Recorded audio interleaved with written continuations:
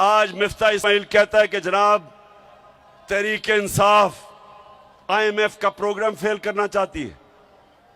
पहले तो तुम्हारे से सवाल पूछता हूं कि 2 महीने पख्तूनख्वा का वजीर आपसे बार बार पूछता रहा कि मैं मीटिंग करना चाहता हूं, आपने जो पैसे वादा किए थे पख्तूनख्वा को नहीं मिले, उसको मीटिंग नहीं दी, ऊपर से सैलाब आ गया। तो अब वो ये सोच रहा है कि आप कह रहे हैं कि हम आपको एक सरप्लस देंगे, तो इस सैलाब में जो अरबों अरबों अरबों रुपए की तबाही मची है, किधर से सरप्लस देगा वो? आपको आईएमएफ से बात करनी चाहिए। मैंने जब कोरोना हुआ, मैंने आईएमएफ के सरबराह से बात करके कंसेशन दी। मैंने कहा लोग मुश्किल में हैं, और उन्होंने दी कंसेशंस।